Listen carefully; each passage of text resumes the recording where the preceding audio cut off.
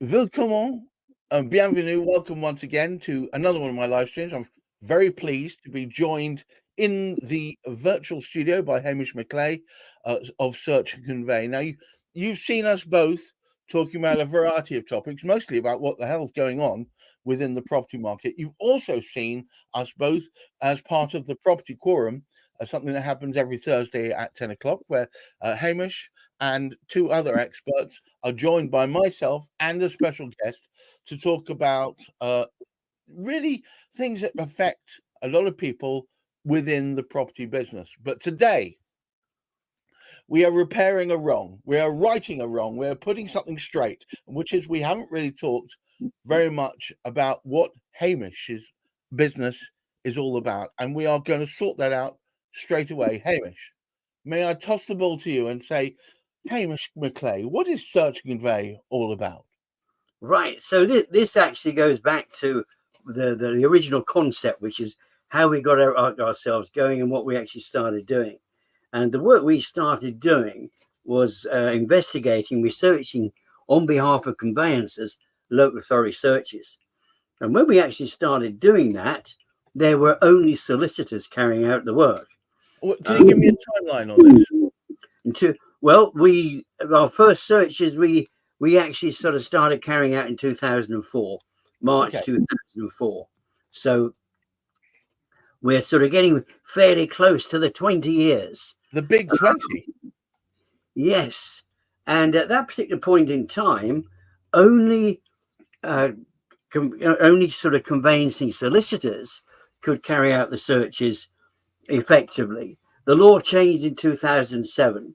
There was a law that came in then enabling other people to actually sort of carry out the work. But what it is, a lot of people, when they're actually getting the work done on their property, they don't necessarily know what's involved with it. And I thought it would be a good idea to explain for people. Now, strangely, this is a peculiar thing to be speaking about, because the reason I actually started doing this is because I thought it's good to put things like this into the background for those who want to know. The strangest thing going now, whether they're licensed conveyancers or whether they're actually solicitors, they do spend a lot of time training. This is the original people who do the original work. They spend, and solicitor up to sort of something like 7 years, and they specialize. They pick up another details. They do have continuous professional development to keep up with everything. And they know masses, absolutely masses, about property law. Right. Now, the sad thing is, and this is where I ought to explain where I came from right at the very, very start. When I bought my very first property, all I wanted to know wasn't how experienced, how clever, but my solicitor was. All I wanted to know is, when the heck can I get into my property? Their levels of expertise were totally irrelevant. I just didn't need to know about it. Right. And it's only over the years that I actually sort of picked up on it, working with solicitors, and the fact now there are people still who don't need to know. Now, does that mean that the solicitor does less work? Well, actually, no, the solicitor has to do the same amount of work, whether you want to know or not, because what a solicitor is doing is taking out the risk. And one of these, there's a number of things they actually sort of have to do, but I thought to speak about a fairly simple and straightforward one, because we can go into a little bit more depth over a period of time, and you can actually sort of pick up all sorts of information about local authority searches, because that's the one I wanted to speak about. That's what started Search Solutions off, and we had to visit the local authority to actually sort of get hold of this information. There wasn't all this clever stuff. There wasn't all this data whizzing about. What we had to do, we had to drive to that sort of and find out what it actually sort of did. Now, a local authority search doesn't tell you everything about a property, but it lets you know important things for you. I mean, all I wanted to know when I was moving, I just wanted to know where's the local school.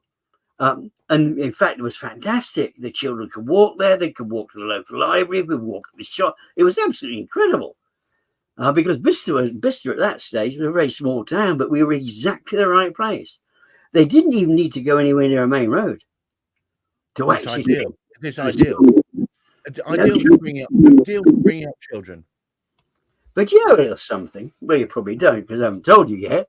But when I bought the property, and it was only after sort of some time of being in the property, I found that there was an easement on there was basically a situation on the property. It was terraced, the property was. Right. Access through an archway, and that archway, which went under the house of the people who live next door, anybody could walk along that Right. to access their gardens along the back. So they could Wow. all walk through my garden. Now, Right. there's nothing in the local authority search that, well, actually, there's parts of it. The title register would tell you that, but there's nothing in there's nothing within the local authority search itself which will tell you that. But what it would tell me, if there was a public footpath running through my garden, it will tell you things like that. It would tell you about the road outside. Can I drive up to my property? Can I access do I have to pay for the maintenance of the road outside?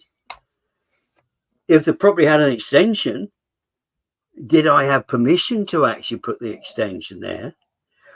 Things of that particular sort of nature, which are absolutely sort of vital and also very, very important. And of course, there's a lot of new things which have come about. Now, we didn't hear of houses of multiple occupation 20 years ago. Well, it was more than 20 years ago when I bought my properties, to be perfectly honest. But they didn't have such things as houses of multiple occupation. Yes, they had houses that loads of people actually sort of went into, but if you like, the law has actually sort of changed, and there's all sorts of different things now that if you carry out the local authority search on the property, it will tell you if you want to convert it to a house of multiple occupation, you need to get planning permission to do it.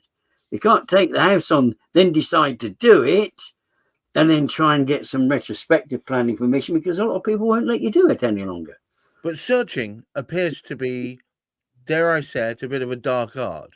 And doing searches can vary from location to location, from borough to borough. Oh, absolutely. But I mean, the important thing is when this is something which has sort of come up fairly recently. You don't have to, if you're paying cash for a property, there's no need to get a local authority search carried out. However, it would be a dangerous situation to go because, for example, if I was buying the property that I actually bought, if it had an extension put on it and there wasn't planning permission for it, and I actually took the property on, the local authority could ask me to have it removed. And who would have to pay for it? Well, you wouldn't. Would you be able to say, "Well, I didn't know about this when I bought the property"? Would they have said you should have done your searches? Absolutely, Right. absolutely. And this is one of the reasons why it's a very, very effective thing to actually have carried out. Now, the great thing is, from the perspective of anybody who is buying a property, you don't need to worry about what it says in the local authority search, because the solicitor will cover you. However, it's a good idea to check it. If you want to know a little bit more than nothing, and I didn't know, as I said, I didn't even think. It was obvious it was a terrace. I looked at the property. We looked at locality. We thought, oh, this is great.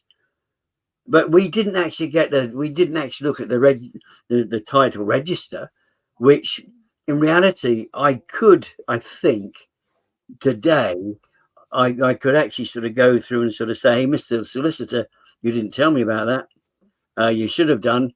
And I could have actually sort of sued the solicitor for the lack of the work which they'd actually sort of done on it. But the important thing is, from a perspective of anybody who's buying a property, get that local authority search, and do listen to your solicitor. As I said, make sure your solicitor knows what you want to do, because if you tell your solicitor at the very, very start what you actually want to do with your property, they will check through all of this information and there's 120 questions that they need to be answering. You don't need to know all of those answers. What the solicitor does on your behalf is to actually look through all of those and make sure nothing is impacting there, which is why you speak to your solicitor and they will actually sort of tell you. So the reality is, you don't need to know the answer to 120 questions. You don't even need to ask the 120 questions. You don't even need to ask the solicitor about them if you don't need to know about it. But it is important. And as I said, it can upset some solicitors because they will want to try and, depending on the solicitor, they will try and want to tell you about all of these things. Right. But we're just speaking about the local authority search now. But what that actually sort of does, because everybody should go and look at their property. This is an obvious thing. Go and look at your property. What the local authority search actually does, it sort of adds, it makes that picture that you have of the local property, that puts into sort of almost sort of four-dimensional, because there's things you can't see when you look at your property that you don't know about. You're not an expert, but your solicitor is looking on your behalf to actually sort of find out about it. And what we will actually sort of do in sort of due course is actually find the kind of person that your solicitor should be getting the local authority search from. But I mean, that's going to be another story on another day. But it appears to me that a lot of people buy property from auction, often with cash.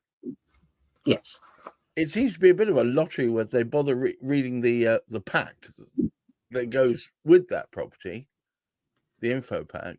Well, and also it also seems a bit of a lottery about whether or not they do any local searches when they've bought it.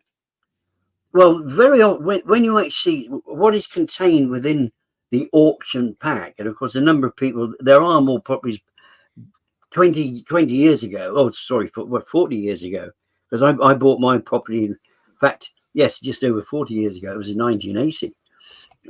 79 becoming 1980, because we moved in January 1980. So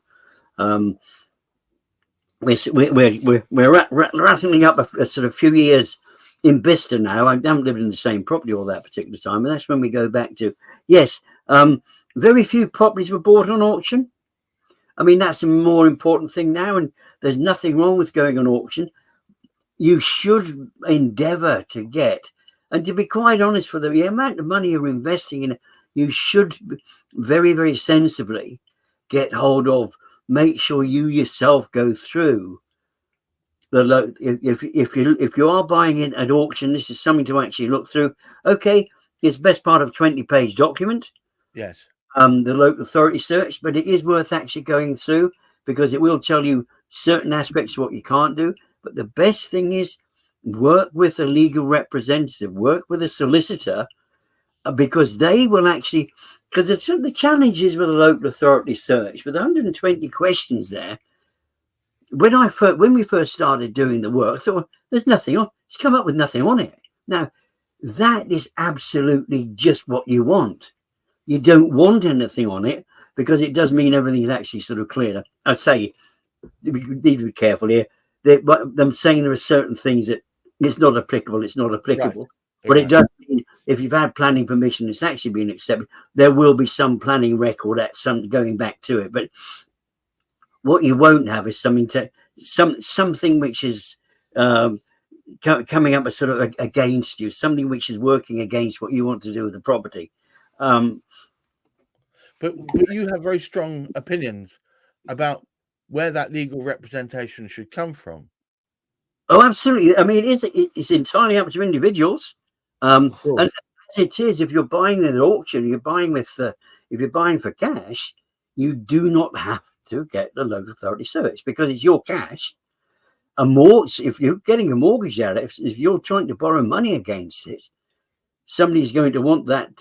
Somebody is going to want to see evidence of the fact that you're not buying into sort of something which has serious challenges. So it won't just be a local authority search. There'll be all sorts of other searches it requires as well. But the most important thing is that local authority search is pretty darn cool to you. if you're actually seriously wanting to find out for yourself. But as I said, you don't have to read it, but do get. Before I wind it up for today, I want to ask you one question. When's the right time within the buying process? I've seen my perfect house. I think it's the exact location, like your Vista home. Exact location I want it to be. It's the right distance from the shops, the right distance from the school.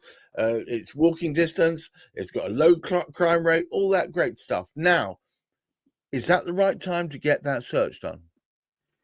It is a very sensible time to get the search done, to be perfectly honest.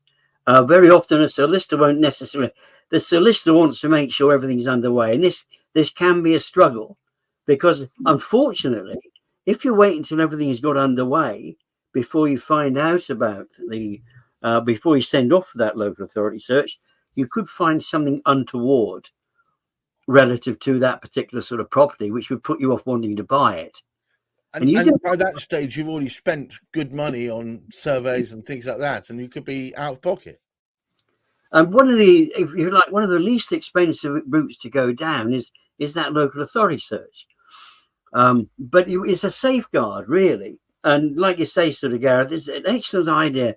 Get that search up front, because even if your solicitor says they don't particularly sort of need it early on, for peace of mind, you will then know. Because if something comes up and bites your solicitor on the bum, they know about it very early on. And they have to summarize the position that we have here today is, if you've set your heart on a property and you're about to spend time, money, effort with solicitors, surveyors, and what have you, get that search out the way, because it will give you peace of mind. Absolutely. And if you actually, what we'll do on another occasion, we'll speak about the best, because there are varying ways of getting the local authority search. All right. Well, that could be for the next one. Yes.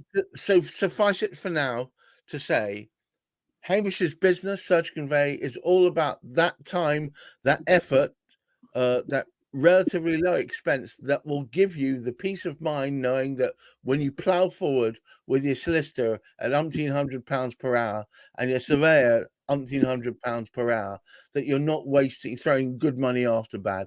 Hamish, thank you so much, as ever, educating me. Guys, watch out this Thursday. We've got a humdinger of the property quorum. Watch out for it. It's going to be a good one. You'll see more notes about it flying around. Hamish is going to put something out, and I'll repost it. But do try and see it. If you want to see it, all you've got to do is navigate to the top of either my profile or Hamish's profile, or any of the gang of four, and you'll see us. But until then, I wish you all happy searching, and of course, safe mental health. Thank you very much indeed. Bye-bye now. Bye all.